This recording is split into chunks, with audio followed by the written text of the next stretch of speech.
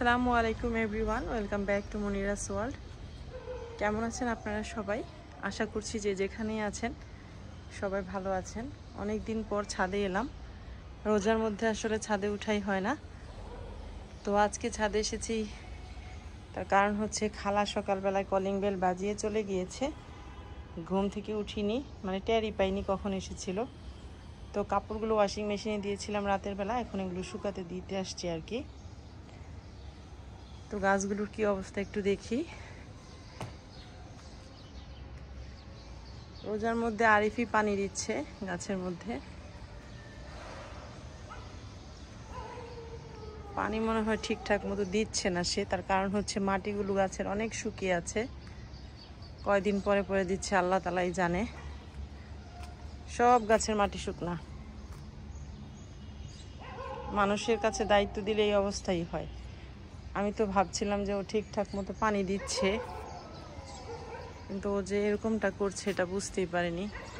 এই গাছে ফুলে ভরা থাকার কথা, কিন্তু ফুল নেই। মানে কি বলবো,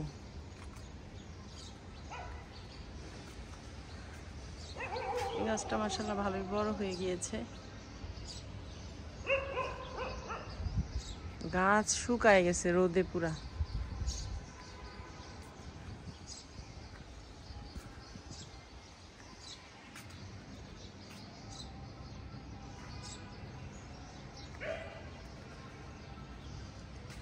এই গাছটা তো মাশাআল্লাহ অনেক ফুল এসেছে। এই ফুলটার কালার কিন্তু একটু অন্যরকম অন্যান্য ফুলের চাইতে।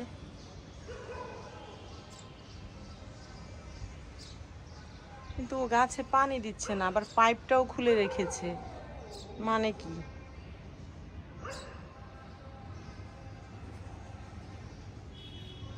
কি অবস্থা, গাছগুলো আমার শুকায় গেছে। কাপড় নেড়ে তারপর গাছে পানি দেব। আসলে মানুষের কাছে কোনো দায়িত্ব দিলে ঠিকঠাক মতো না করলে খুবই খারাপ লাগে সেটা। এখানেও পানি জমে আছে। এখন তো পানি জমে থাকলেই ডেঙ্গু হবে। এগুলো ফেলতে বলি নিচে গিয়ে আরিফকে ফোন দিয়ে। আর পাইপটাও তো লাগাতে হবে, পাইপ না লাগালে গাছে পানি দেওয়া যাবে না। গাছ টাছের কি অবস্থা করে ফেলছে আল্লাহ। আর এই তো কাপড় সব নাড়া হয়ে গিয়েছে। এখন বাসায় যাই, যে আগে ওকে ইন্টারকমে ফোন দিই।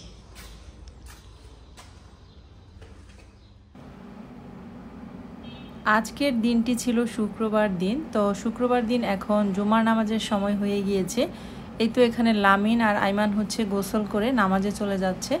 আর আমি বারবারই শুধু ওদেরকে বলে দিচ্ছিলাম যেন ছায়ায় বসে। আজকে যে কি পরিমাণ রোদ উঠেছে, এত গরম লাগছে, আর খুব পানি তৃষ্ণাও পাচ্ছিল। এবারের রমজানে কিন্তু 16-17 রমজান পর্যন্ত রমজানের ওয়েদারটা খুব ভালো ছিল এবং খুব সুন্দরভাবে রোজাগুলো কেটেছে আলহামদুলিল্লাহ।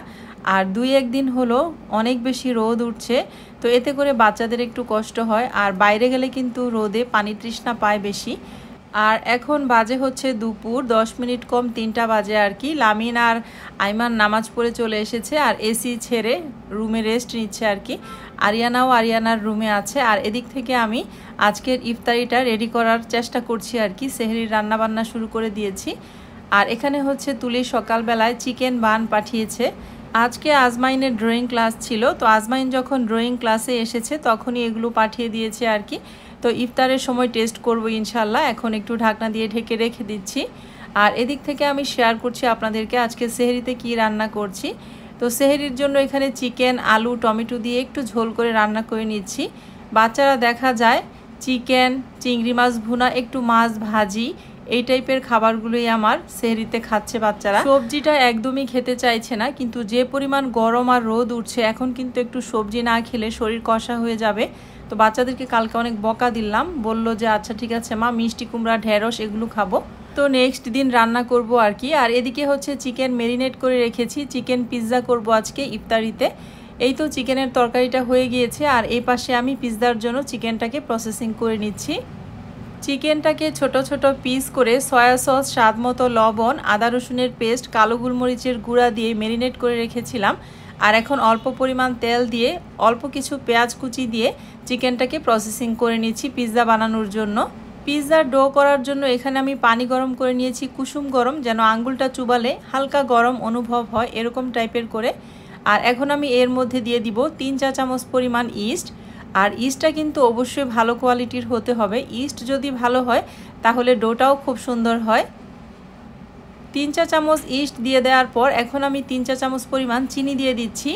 চিনি দেওয়ার পর চামচের সাহায্যে খুব ভালো করে নেড়ে মিক্সড করে নিব। আর মিক্সড করার পর আমি 10 থেকে 15 মিনিটের জন্য এটাকে রেস্টে রাখবো যেন ইস্টটা অ্যাক্টিভ হয়ে যায়। এই তো ঢাকনা দিয়ে ঢেকে আমি একটা সাইডে এখন রেখে দিব রেস্টে। আর এদিক থেকে আমি পিৎজা তৈরি করার জন্য ময়দা নিয়ে নিচ্ছি 3 কাপ পরিমাণ। আজকে আমি পিৎজার ডো কিভাবে তৈরি করে সেই রেসিপিটা শেয়ার করব, পিৎজার রেসিপি সহ। 3 কাপ পরিমাণ ময়দা নিয়ে নিলাম, আমি আমার পরিমাণ মতো নিচ্ছি, এখানে কম বেশি নেওয়া যাবে। এরপরে আমি স্বাদ মতো লবণ দিয়ে দিচ্ছি ময়দার সাথে মিক্সড করে। হাতের সাহায্যে ভালো করে লবণ আর ময়দাটাকে মিক্সড করে নিয়েছি। এই পর্যায়ে কিন্তু চাইলে তেলটা ইউজ করা যেত, কিন্তু আমি তেলটা একটু পরেই ইউজ করেছি, চাইলে এখনই করা যাবে।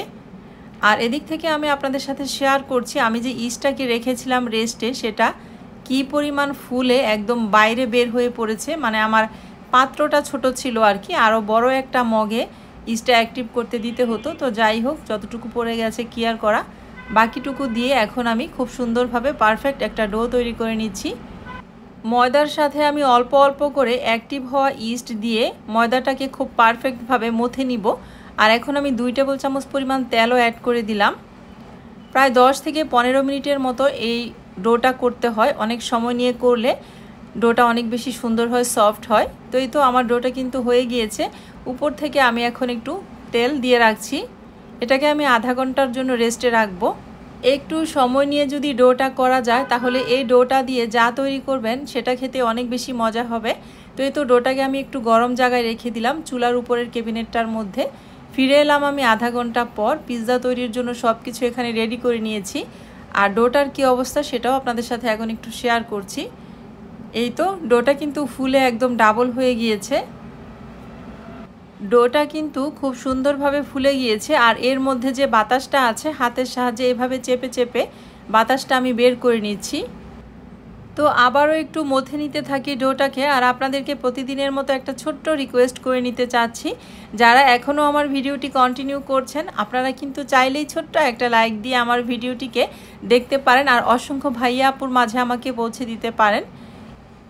পিৎজা তৈরি করার জন্য আমার ডোটা একদম পারফেক্ট হয়ে গিয়েছে। আমি যেই প্যানটার মধ্যে পিৎজা সেট করব সেটার মধ্যে অল্প পরিমাণ তেল দিয়ে হাতের সাহায্যে এভাবে মিশিয়ে নিচ্ছি। চাইলে এখানে ব্রাশ দিয়েও ব্রাশ করে দেওয়া যাবে, আমার ব্রাশটা নষ্ট হয়ে গিয়েছে তাই আমি হাতেই দিয়ে দিলাম। আর 2টা হাত কিন্তু আমি খুব ভালোভাবে ওয়াশ করে নিয়েছি। আর পিৎজার যে ডোটা করেছি সেখান থেকে হাফ ডো নিয়ে আমি এভাবে হাতের সাহায্যে চেপে চেপে দিয়ে দিলাম পিৎজার শেপ করে। আর এখন আমি কাঁটা চামচ দিয়ে মাঝখানটা একটু ছিদ্র করে দিচ্ছি। আবারও আমি 10 মিনিটের জন্য রেস্টে রাখবো। ফিরে এলাম আমি 10 মিনিট পর। এখন আমি সস দিয়ে দিচ্ছি। এখানে চাইলে পিৎজা সসও অ্যাড করা যেত, কিন্তু আমার কাছে মনে হয় টমেটো কেচাপ দিলেই বেশি ভালো লাগে পিৎজাটা। তো এই তো এখানে আমি 2 থেকে 3 টেবিল চামচ পরিমাণ টমেটো কেচাপ দিয়ে দিলাম। এরপর চামচের সাহায্যে এভাবে মিশিয়ে দিচ্ছি। এরপর আমি এক এক করে সবগুলো উপকরণ দিয়ে দিব। তো যে চিকেনটা রেডি করে রেখেছি সেখান থেকে এখন চিকেন দিয়ে দিচ্ছি। পিৎজা বানানো কিন্তু খুবই ইজি বাসায়, যদি ডোটা পারফেক্ট হয়। তো সেজন্য ডোয়ের রেসিপিটা সহ আজকে আমি পারফেক্ট পিৎজা তৈরির রেসিপিটা শেয়ার করছি। আশা করছি যারা এখনও বাসায় ট্রাই করেননি অবশ্যই আমার রেসিপিটা ফলো করে ট্রাই করবেন, তাহলে বাহির থেকে আর পিৎজা কিনে খেতে মন চাইবে না। তো যাই হোক, চিকেনটা দেওয়ার পর আমি উপর থেকে চিজ দিয়ে দিলাম। আর চিজটাকে আমি গ্রেটারের সাহায্যে গ্রেট করে নিয়েছি। এরপর উপর থেকে আমি ক্যাপসিকাম দিয়ে দিচ্ছি। এখানে চাইলে যে কোনো কালারের ক্যাপসিকাম ইউজ করা যাবে, আমার কাছে গ্রিনটা ছিল, আমি গ্রিনটাই দিয়ে দিলাম। ক্যাপসিকাম দেওয়ার পর উপর থেকে আরও কিছু চিজ দিয়ে দিলাম, কারণ আমার বাচ্চারা যেহেতু চিজটা একটু বেশি পছন্দ করে। ব্ল্যাক অলিভ দিলে দেখতে ভালো লাগে, কিন্তু ব্ল্যাক অলিভটা নেই আর বাচ্চারা কি করে তুলে ফেলে দেয়, সেজন্য আমি খুব একটা ব্ল্যাক অলিভ দিতেও চাই না। তো যাই হোক, আমি চুলায় পিৎজাটা তৈরি করছি। আর এরকম মিডিয়াম হিটে 5 মিনিটের মতো চুলাটাকে রেখে তারপর আমি একদম লো মিডিয়ামে রেখে দিব। 15 থেকে 20 মিনিটের মধ্যে আমার একটা পিৎজা হয়ে যাবে। তো আর বাকি যে ডোটা ছিল সেটা দিয়ে আমি ছোট ছোট 4টা পিৎজা তৈরি করে নিচ্ছি, মিনি পিৎজা আর কি। আর একইভাবে আমি চিকেন, চিজ, ক্যাপসিকাম দিয়ে দিব।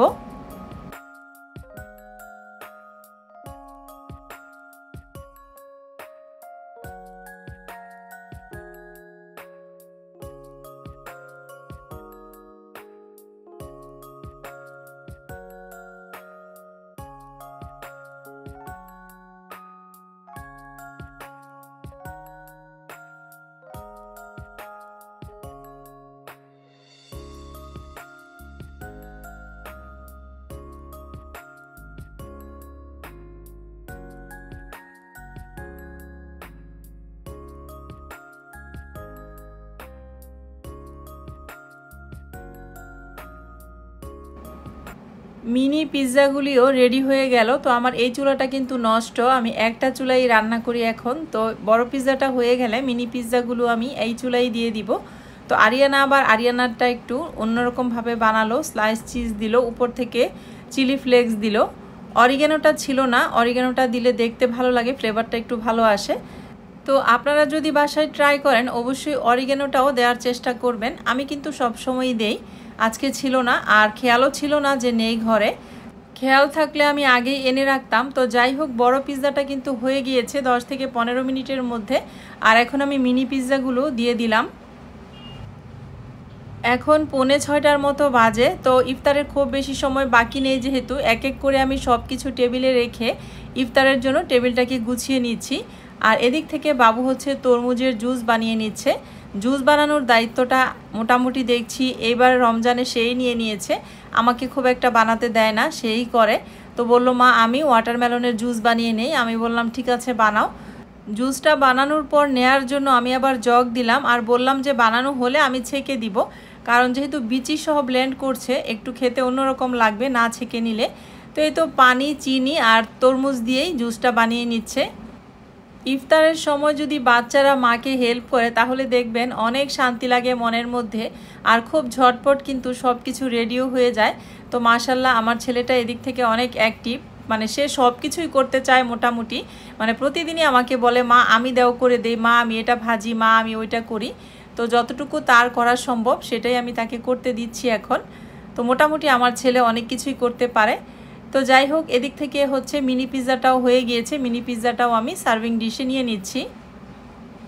আর মিনি পিৎজাগুলো দেখতে কিন্তু অনেক বেশি লোভনীয় হয়েছে, চিজটা গলে একদম একাকার হয়ে গিয়েছে।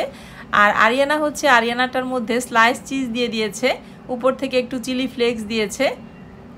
লামিন আর আইমান ঝাল খুব একটা খেতে পারে না, সেজন্য ওদেরটাতে চিলি ফ্লেক্স দেওয়া হয়নি। তরমুজের জুসটা বানিয়ে এনে দিল বাবু। তো এখন আমি হচ্ছে গ্লাসে গ্লাসে সার্ভ করে দিচ্ছি। সব কিছু কিন্তু সুন্দরভাবে পরিবেশন করার মধ্যে দেখবেন অন্যরকম একটা শান্তি লাগে, খেতেও ভালো লাগে। যাই করি না কেন, যতটুকুই খাবার তৈরি করি না কেন, আমি চাই সুন্দরভাবে একটু গুছিয়ে ডেকোরেশন করতে বা একটু পরিবেশন করতে। তো আজকে আমাদের ইফতারিতে ছিল chicken bun, pizza, mini pizza, আর হচ্ছে তরমুজের শরবত আর খেজুর। কয়েকজন আপু কমেন্ট করেছেন যে আপু এই বড় ছেলেটাকে, ও হচ্ছে আমার খালাতো বোনের ছেলে, এসএসসি পরীক্ষা শেষ করে আমার বাসায় বেড়াতে এসেছে। তো যারা জানেন না তারাই হয়তো কমেন্ট করেছেন, আমি উত্তরটা দিয়ে দিলাম। এদিক থেকে বাবু পিৎজা কাটার দিয়ে পিৎজাটাকে 4টা স্লাইস করে নিচ্ছে। তো এখন সে হচ্ছে তার প্লেটটা সাজিয়ে নিচ্ছে কি কি আজকে ইফতারিতে খাবে। ইফতারের আগ মুহূর্তে মনে হয়, আসলে সবারই মনে হয় এরকমটা মনে হয় যে অনেক কিছু খেয়ে ফেলতে পারবো, কিন্তু ইফতারে পানি খাওয়ার পর বা শরবত খাওয়ার পর দেখা যায় যে ওইরকম কিছুই খাওয়া যায় না। তো যাই হোক, এখানে সবাই সবার প্লেটটা সাজিয়ে নিচ্ছে।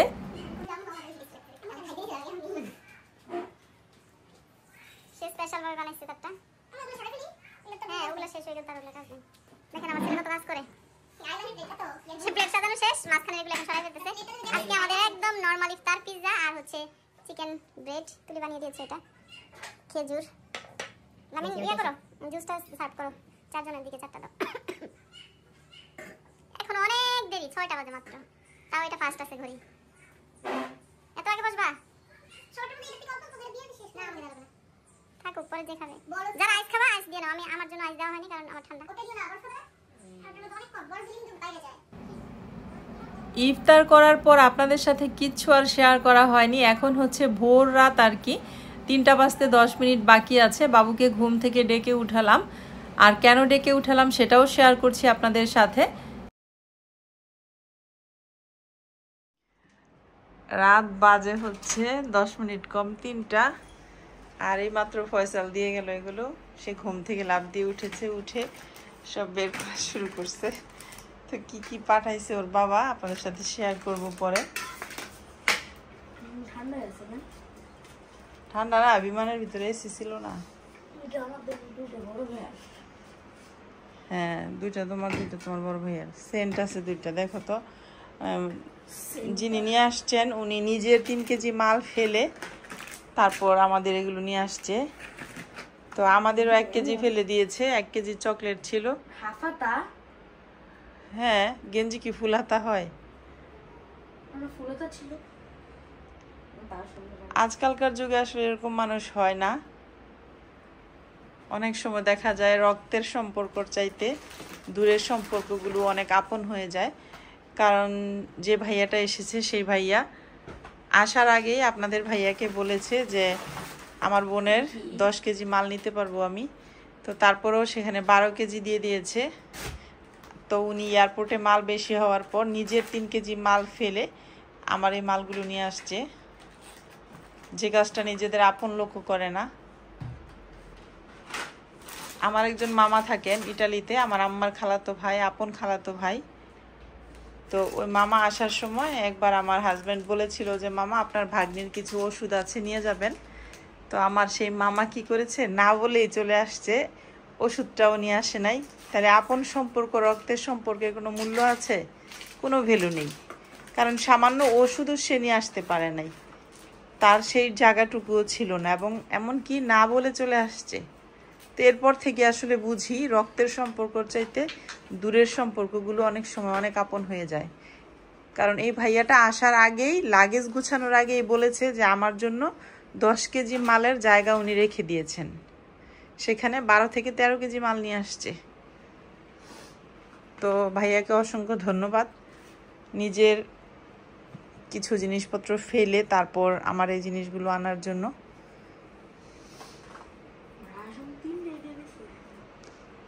তো বাবু সব বের করছে কি কি দিয়েছে, আর রান্নাঘরের কিছু জিনিসপত্র দিয়েছে মনে হচ্ছে।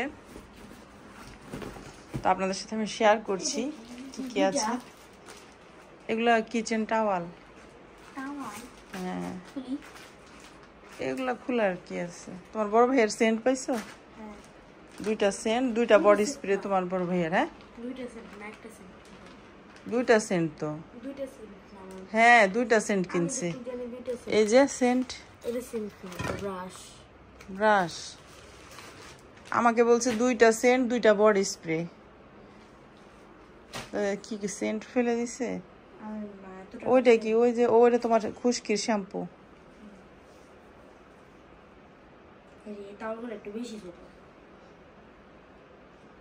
তাওয়াল না তো, এটা ডাস্টার। এগুলো ওই যে কিচেনে ইউজ করা হয়, আবার ডাইনিং এও ইউজ করা যায়।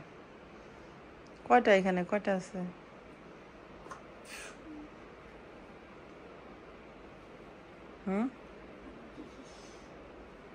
তুই তোমার বাবারে ফোন দিই যে তোমার বড় ভাইয়ের সেন্ট কয়টা।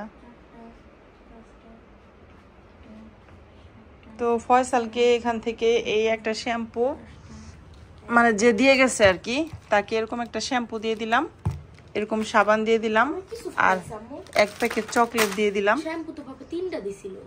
তাই? আচ্ছা, যা ফালাইছে আনছে তো, অত কষ্ট করে নিয়ে আসছে, এটাই অনেক বেশি। ব্রাশ দিয়ে ফোন দিই তোমার বাবাই। আইমানের জন্য হচ্ছে এই জ্যাকেটটা দিয়ে দিয়েছে। আইমানের জন্য আগেই কিনে রেখেছিল, যদিও এখন শীতের সিজন না, শীত চলে গিয়েছে। তো বললো যে পাঠিয়ে রাখি, আগামী শীতে পরতে পারবে, জিন্সের একটা জ্যাকেট। তো আইমান আবার ট্রায়াল দিচ্ছিল, আর আমিও আপনাদের সাথে শেয়ার করে দিলাম। আর ওর জন্য এই টি শার্টটাও দিয়েছে, যদিও আমার কাছে মনে হচ্ছে টি শার্টটা একটু বড়। আর একটা প্যান্ট দিয়ে দিয়েছে। এগুলো ওর ঈদের শপিং আর কি, অনেক কিছুই ওখানে কিনে রেখেছে, সেখান থেকেই 2-1টা দিয়ে দেওয়ার চেষ্টা করেছে। এই তো লির একটা জিন্স কিনে দিয়েছে। তো বাবু আবার সেটাকে মাপ দিয়ে দেখছিল যে তার সাইজে ঠিক আছে কিনা, পরে দেখলো যে না, একদম পারফেক্ট আছে। আইমানের তো এবার ফাটাফাটি ঈদ শপিং হয়েছে, কি বলেন আপনারা? আমি তো বলি যে সবচেয়ে বেশি শপিং করেছে আইমান, কারণ দেশ থেকেও করেছে, আবার ওর বাবাও পাঠিয়েছে। আর এগুলো হচ্ছে ডাস্টার, কিচেনের কাজেও ইউজ করতে পারবো, ডাইনিংয়েও ইউজ করতে পারবো। এখানে 12 পিস ডাস্টার আছে। আমি একটা কথা বলতে চাই আজকের ভিডিওতে, সব আপুদের উদ্দেশ্যে না, আমার প্রিয় আপুরা আমাকে অনেক বেশি সাপোর্ট করে এই পর্যন্ত নিয়ে এসেছেন, এবং আপনারা দেখি সবসময়ই আমার চেয়ে আমার হাজব্যান্ডকে অনেক বেশি সাপোর্ট করেন, তার পছন্দকে অনেক বেশি সাপোর্ট করেন, এবং অনেক সুন্দর সুন্দর কমেন্ট করেন, আমার হাজব্যান্ডের জন্য দোয়া করেন। তো খুব ভালো লাগে আপনাদের কমেন্টগুলো দেখলে। তো যাই হোক, আমি পরে আবার শেয়ার করছি, আগে শেয়ার করি নেই। এগুলো কি? এগুলো হচ্ছে ইলেকট্রিক ব্রাশ। এখানে একটা আইমানের, একটা আজমাইনের, আর একটা হচ্ছে মানহার। কিছু চকলেট আছে, কিছু সাবান, আর এটা হচ্ছে একটা ফ্রাই প্যান আর কি, ডিম ভাজার জন্য। আবার পেন কেকও তৈরি করা যাবে। তো এটা হচ্ছে 9cm এর একটা ফ্রাই প্যান। তো ফ্রাই প্যানটা কিন্তু আসলে অনেক বেশি সুন্দর। ফ্রাই প্যানটা হচ্ছে কাসানোভা থেকে কেনা। অনেক আপুরাই আছেন যারা ইতালিতে থাকেন, আমাকে কমেন্ট করেন যে আপু এটা ভাইয়া কোথা থেকে কিনেছে, আমাদেরকে একটু অ্যাড্রেসটা দিও, সেজন্যই কিন্তু বলে দেয়া। এটা হচ্ছে একটা পিলার। তো পিলারের মাথাটা কষ্টে পেঁচিয়ে দিয়েছে, যেহেতু ধারালো জিনিসটা সেজন্য আর কি। আর এটা হচ্ছে একটা নেল কাটার। আমি কিন্তু তাকে বলি নাই এই নেল কাটারটা কিনতে, তো যাই হোক আমি পরে আসছি সেই কথাতে। আর এটা হচ্ছে একটা স্পেচুলা, গিটারের শেপ করা আর কি, খুবই সুন্দর জিনিসটা। আর এখানে কাঠের কয়েকটা স্পেচুলা আছে। আর এদিকে আছে কয়েকটা বডি স্প্রে, একটা সেন্ট, শ্যাম্পু ছিল 2টা, একটা ফয়সালকে দিয়ে দিয়েছি। আর এই শ্যাম্পুটা হচ্ছে বাবুর খুশকির জন্য। এই শ্যাম্পুটা খুশকির অনেক বেশি উপকার, মানে গতবার এনেছিল, তো এখন শেষ হয়ে গিয়েছে, সেজন্য আরও একটা পাঠিয়ে দিয়েছে। এটা হচ্ছে একটা পারফিউম। আর এখানে কয়েকটা সাবান আছে।